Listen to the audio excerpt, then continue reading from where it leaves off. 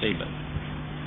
مولانا عبد المجید چغتائی صاحب یہاں تشریف فرما ہیں، ہمارے بڑے بھائی ہیں، دوست، جزاکم اللہ خیر.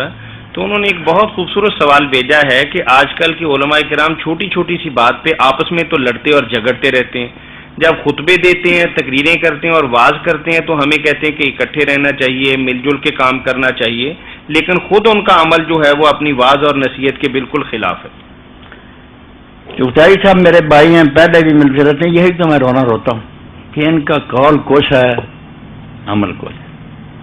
جہاں اکٹھے ہوں گے، کئی مرتبہ ٹی وی پر بھی آتے ہیں، کئی مرتبہ اجتماع بھی ہوتے ہیں، بڑی تقریریں ہوں گی مسلمانوں کے اتفاق.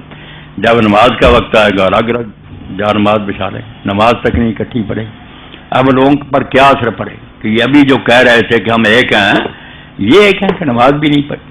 اور اگر کبھی پڑھ لیتے ہیں، ایسے شرارتی ہیں، مسئلہ کر رکھا کہ پڑھ لیتے ہیں ہم، کچھ تو کہتے ہیں ہم نے ابتدا کی نیت نہیں کی، ساتھ رکوع سجود کرتے رہے، دل میں ہماری نیت یہی تھی کہ ہم اس کے پیچھے نہیں ہیں، ہم انفرادی پڑھ رہے تھے. کچھ جو زیادہ اس سے آگے جاتے ہیں وہ کہتے ہیں ہم نے پڑھ لی تھی مگر پھر دوبارہ دہرا لی. توبہ توبہ توبہ. اسی لیے تو برباد کیا ان لوگوں نے. بالکل وہی بات جو اخبار رحمۃ اللہ علیہ نے کہی نا، میں جانتا ہوں جماعت کا حشر کیا ہوگا، مسائل نظری میں الجھ گیا ہے. ایسے مسئلوں میں الجھ گئے ہیں جس کا کوئی فائدہ نہیں. حضور کا سایہ تھا یا نہیں، آپ کا پیشاب کو پیتا تھا یا نہیں، بھائی آپ ملنا ہے پیشاب جو آپ نے پینا، کوئی ہے اس کا مسئلے کا؟ تو بس خواب خواب فساد میں ڈالتے رہے. اور جو کرنے کی باتیں کہ ایک ہو جاؤ، کفار کے مقابلہ میں دیوار بنو، آپس میں اتحاد کرو، نہیں. کئی میری مسجد میں ایسے لوگ آتے ہیں جو بعد میں کہ جاسوسی کے لیے آتے ہیں نا، سمعون لقوم آخرین، قرآن کہتا ہے کہ وہ خود نہیں آتے، دوسروں کے لیے جاسوسی کے لیے آتے ہیں، رپورٹ دینی ہوتی. یہ مولوی تو مرتد ہے، یہ کہتا سارے مسلمان ہیں، بیریلی مسلمان، یہ میں کانوں سے سنی، یہ مولوی کافر ہے، یہ سب کو مسلمان کہتا ہے. یہ اچھی بات ہے کہ میں سارے اپنے بھائیوں کو کہوں کافر ہے، اور کیا کیسے میں کہوں؟ مجھ سے زیادہ وہ اللہ رسول سے محبت رکھتے ہیں، اذانیں دے رہے ہیں، درود شریف پڑھ رہے ہیں. یہ معاملہ اللہ سے تعلق رکھتا ہے کہ دل میں کسی کے کیا ہے، اللہ جانتا میرے اندر کیا. ظاہر میں ہم دیکھتے ہیں کہ وہ لوگ دین کے خلاف کوئی انکار نہیں کرتے. جو کچھ میرا چغتائی صاحب بھی کچھ باتیں میرے دوست ہیں مگر سن لیتے ہیں نا صدوں کی، پھر یہ کہتے ہیں وہ کہتے ہیں ان کے ساتھ نماز نہیں، جو رفع نہیں کرتے. میں نے ان سے التجا کی کہ خدا کے لیے آپ میرے بھائی ہیں، ان چیزوں سے جان چھڑائیں. میرے پاس بیٹھنے سے بھی اگر آپ نے نہیں سیکھا کہ نمازیں سب کی ضرورت ہے، میں ڈنکے کی چوٹ کہتا ہوں کہ فاتحہ پڑھے نہ پڑھے، رفع اجلان کرے نہ کرے، کوئی نہیں جرت کر سکتا کہ فلاں کی نماز نہیں صحیح. کس کی داڑھی کو پکڑنا چاہتے ہیں؟ صحابہ کرام سے لے کر شرم کرو، اتنے بڑے صحابہ اور تابعین یہ سارے کام کرتے ہیں، کیوں تم یہ کر؟ اور اس پر ایک عجیب بات جو ہے نا، سوال بھی ہوا تھا، میں یہاں آپ کے سامنے عرض کر دوں کہ آپ اسلام کو ایسے حملہ کی زد پر لے آتے ہیں کہ کوئی جواب ہی نہیں ملا دے سکتا. پھر وہ کافر کہتے ہیں کہ جو 5 مرتبہ 10 سال مجمع میں حضور نے عمل کیا نماز، وہ بھی آپ لوگوں کو یاد نہیں. کوئی کہتا آپ ہاتھ چھوڑتے تھے، کوئی باندھتا تھا، کوئی رفع اعلان کرتے. اس کا فیصلہ نہیں ہوا، تمہارے دوسرے دین پر کیا ہم اعتبار کریں؟ بڑا زبردست اعتراض ہے. مجمع میں روزانہ 5 مرتبہ، وہ بھی اختلاف ہوگی. اس کا حل صرف حافظ گوندربی رحمۃ اللہ علیہ نے کیا، اللہ ان کی قبر پر انوار کی. اہل حدیث کے استاد ہیں سارے، انہوں نے کہا کوئی کا یہ نہ کہے کہ یہ حضور نے کیا، یہ ورنہ اسلام تباہ ہو جائے گا. تم کافروں کو منہ نہیں دکھا سکتے. مانو کہ نماز کے جو ضروری حصے تھے وہ ہمیشہ ایک رہے، جو سنتیں تھیں اس کو حضور نے کبھی کیا کبھی چھوڑا، تاکہ لوگوں کو پتہ چلے کہ یہ لازمی حصے نہیں ہیں. اس لیے حضور ہی ہاتھ چھوڑتے تھے. یہ بخاری کے لیکچر ان کے چھپ گئے، انہوں نے کسی گروہ نے نہیں نکالی، سب حضور نے کیا. اس کے بغیر کوئی جواب نہیں، ورنہ تمہاری حدیثیں نہیں کوئی دیکھتا رہے گا کہ راوی کون ہے. نہیں، وہ کہیں یار اتنے بڑے بڑے گروہ کو ہاتھ چھوڑ رہا، مانو کہ چھوڑے بھی ہیں باندھے بھی ہیں تاکہ نجات ہو. یہ لیکچر جو چھپا کر دینا چاہیے لوگوں کو کہ مان لو مولوی صاحب کی بات حافظ گوندری کی، تاکہ بچ جاؤ. اور اس سے بھی اگلا سوال جو صاحب صبر السلام کی اذان جو مناروں پر ہوتی تھی اس میں بھی جھگڑا کہ کتنے کلمے آپ کہتے تھے کتنے نہیں کہتے. حال یہی ہے کہ حضور سارے کہتے تھے، کبھی وہ کہہ رہے تھے، تاکہ پتہ چلے کہ دین روح کو دیکھتا کہ اندر تقویٰ ہے یا نہیں. یہ چھوٹی چھوٹی باتیں دیکھیں نا قرآن مجید. میں نے کہتا ہوں اگر یہی یکسانیت مطلوب ہوتی کہ سارے ایک ہی کام کریں تو قرآن کہہ سکتا تھا کہ میرا میں 2 دن رہو یا 3 دن رہو. یہ قرآن دیکھ رہے ہیں سورہ بقرہ، 1 دن مقرر کر دیتا، سارے حاجی ایک ہی کہ اللہ نے فرمایا کہ جلدی کر کے 2 دن میں آ جائے، صرف 12 تھا، اس میں بھی کوئی ڈر نہیں. کوئی اگر 1 دن بعد رہ جائے اس میں بھی کوئی لیمن تقوی، اور تقوی ہونا چاہیے. دنوں میں کیا رکھتی یہ قرآن ہے. معلوم ہے اللہ تعالیٰ یہ ظاہری باتیں نہیں دیکھتا کہ 12 کو آیا کوئی یا 13 کو. مقصد جو ہے کہ اندر صاف ہونا چاہیے. یہی بات ہے کہ رفع یدین کرنا نہ کرنا، ناف کے نیچے آگیاں چھوڑنے، کچھ بھی نہیں. یہ میں نے ایک اختصاراً بات کہہ دی.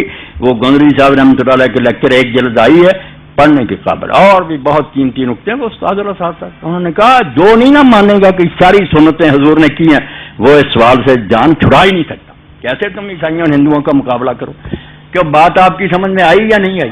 اس لیے خدا کے لیے بلکہ سب طرح پڑھا کرو. میں جو کہ آپ لوگوں کا تو صرف یہ نہیں کہ میں کہتا ہوں، میں کرتا ہوں. کبھی ہاتھ چھوڑ کر پڑھتا ہوں، کبھی ناف کے نیچے باندھتا ہوں، کبھی یہاں باندھتا ہوں. اور مجھے جو مزہ اس حضور کی سنت میں آتا ہے وہ ان کو نہیں آ سکتا جو ایک ایک میں پھنسے. اور یہاں تو موقع نہیں، ورنہ سب کا نا آپ مجھ سے پڑھیں. میں بتاؤں گا کہ ہاتھ جب چھوڑتا آدمی اس وقت کیا ملتا، جب باندھتا اس وقت کیا ملتا. یہ راز اور ہے، یہ بیسوں سے نہیں ملے گا، یہ میرے پاس بیٹھنے سے ملے گا. پھر آپ خود جس دن چھوڑیں گے عرش پر ہوں گے. کہ اللہ اکبر. جب باندھیں گے فلسفہ پر کوئی غور نہیں کرتا کہ کیوں، ظاہر پر جگڑ رہے ہیں کہ اس نے باندھ لیے. نہ باندھنے والوں کو پتا کہ کیوں باندھ رہے ہیں. یہ ہاتھ اس کے اوپر کیوں رکھتے نیچے، بایاں کیوں دایاں، یہ کیوں آپ سن رہے ہیں. اب آپ کے اندر بھی شوق پیدا ہو رہا ہوگی، یار نماز تو پڑھ رہے ہیں سارے، یہ کیوں سمجھی نہیں. کیوں جب سیکھنے کے لیے آپ آ جائیں گے نا پتا چلے گا کہ بیسیں مولویوں کی چھوڑیں، خدا کے لیے سمجھنے کی کوشش کریں کہ یہ حضور نے سارے کام کیوں کیے. ہر ایک میں ایک ایک لذت ہے. جیسے دسترخوان پر جب طرح طرح کے پھل چنے ہوتے ہیں تو کوئی بری بات ہوتی، کسی دن سیب ہوتا ہے، کسی دن مینگو ہوتا ہے، کسی دن آڑو ہوتا ہے، ہر ایک کی اپنی لذت. ان کاموں میں سے خدا گواہ میں اپنے تجربے کی بنا پر کتابیں نہیں کہ ہر ایک میں وہ لذت ہے کہ اللہ ہی بہتر جانتا ہے کہ رسول اللہ نے اپنے عمل سے یہ سارے کام کیوں کیے. بتا دیا کہ اس میں ہر ایک کی کیفیت اور لذت جدا ہے. اب کوئی شخص پڑھے کہ ایک کی تکبیروں میں 7 اور 5 بھی تکبیریں آپ نے کہیں، جو زائد 3 بھی کہیں، دونوں صحیح حدیث ہیں. اب پتہ تو یہ کرنا پڑے گا کہ 3 میں کیا بات ہے اور 7 اور 5 میں کیا، یہ گنتی کیوں ہے. کیوں جب آپ تلاش کریں گے نا پھر یہ بحثیں ختم ہو جائیں گی. آپ ان مولویوں سے ہاتھ جوڑ لیں گے، خدا کے لیے بحثیں نہ کریں. اللہ کے رسول نے جو کچھ کیا ایک دوسرے سے بڑھ کر، سبحان اللہ سبحان اللہ. مگر یہ بحثوں میں رجھا دیا. ہر مسجد والا کہتا میری نماز سنت کے مطابق، دوسرے بے ایمان مت ہیں، انہیں اپنی نمازیں خراب کرنے کا کوئی سودا ہے. سمجھنے کی کوشش کرو اللہ کے بندو. سارے صحابہ کرام سے لے کر پڑھ رہے ہیں، امام پڑھ رہے ہیں، تابعین پڑھ رہے ہیں. ہر ایک کے پاس وہ شاہ صاحب ولی اللہ رحمۃ اللہ علیہ کی بات، لکل اصل اصیل، ہر گروہ کے پاس بڑی مضبوط دلیل ہے، ہمالیہ جیسی ہے. صرف دھوکہ کرتے ہیں کہ ہاتھ رکھ لیا، اپنی پڑھ کر سنا دی دوسرے کی. میں نہیں ہے کام کر. اب ساری دنیا میرے خلاف ہے کہ یہ سوشلسٹ ہے، اس کے مذہب کا پتہ نہیں. جو مذہب کا کیوں نہیں پتہ؟ اللہ کے بندو، مذہب اللہ کا ہے، رسول کا ہے، صحابہ کا، اماموں کا. تم ایک ایک کے ہو، میرے وہ سارے امام اپنے، مجھے کسی سے نفرت نہیں. میں جانتا ہوں کہ انہوں نے جو وہ جیسے امام عبدالوہاب شعرانی کہتے ہیں کہ جھگڑتے تو وہ ہیں جو نہیں جانتے کہ یہ ساری نہریں جو ہیں یہ آ رہی ہیں چشمے، یہ ساری ٹہنیاں جو فلاں درخت کی ہیں. میں جب جڑے دیکھتا ہوں کہ ابو حنیفہ، شافعی، مالک صاحب رسول اللہ سے جڑے ہوئے، کوئی اپنی طرف سے نہیں کہہ رہا. صرف شرارتی لوگ بدنام کرتے ہیں. اس نے امام نے اپنی طرف سے دین گاڑ لیا. بھائی دین گڑتا تو امام کیوں ہوتا؟ امت لعنت نہ دیکھتی اس پر. اتنی دنیا کروڑوں اربوں آ رہی، 14 سال پر ان کا احترام کرتی. آپ کو پتہ نہیں کہ اللہ نے کہا ہے رسول اللہ نے کہ جس سے اللہ محبت کرتا جبریل کو حکم دیتا کہ اس سے محبت کر اور آسمان والوں کو اطلاع دے، حتیٰ کہ حضور فرماتے ہیں زمین میں بھی اس کی محبت دلوں میں پیدا کر دی. اب ابو حنیفہ، مالک، شافعی لوگوں کو زمینیں تقسیم کی. اب ان کی کوئی حکومت ہے؟ کیا ڈر ہے ان کا؟ کیا لالچ؟ نیک دین کی خدمت کی. اس لیے دوبارہ جو ان کی بے ادبی کرتا ہے نا، میرے خلاف ہو، فتوے دے، مجھ کو جو مرضی کہتا رہے، میں صاف کہوں گا کہ وہ اپنے آپ کو تباہ کر رہا ہے. بے ادب محروم ماند از فضل رب. جو اللہ کے نیک بندوں کی بے ادبی کرے گا برباد ہو جائے. کسی کی بے ادبی نہ کرو. ٹھیک ہے کوئی مسئلہ اگر آپ سمجھے اس سے دوسرے کا زیادہ بہتر ہے کہ، مگر نہ نیتوں پر حملہ کریں نہ کچھ. چغتائی صاحب نے یہ بات پوچھی تو بہت اچھا کیا، مگر خدا کے لیے کینہ دلوں سے نکالیں، سب کو بھائی سمجھیں. کیا بریلوی، کیا شیعہ، دوسرے سارے. اس جمعہ میں ایک شخص نے کہا کہ یہ شخص مرتد ہے، یہ کہتا شیعہ بھی مسلمان ہے، بریلوی مسلمان. میں نے کہا اور کیا کہوں؟ کلمہ نہیں پڑھ رہے، لا الہ پڑھ رہا ہے، محمد رسول اللہ پڑھ رہا ہے، اس کے علاوہ ہم کیا پڑھوانا چاہتے ہیں ان سے؟ مسئلوں کا کیا؟ ہر شخص نے جو پڑھا اس کے مطابق وہ کچھ نہ کچھ سمجھے بیٹھا. اب حضور سامنے ہے کہ ہم فیصلہ کرا دیں.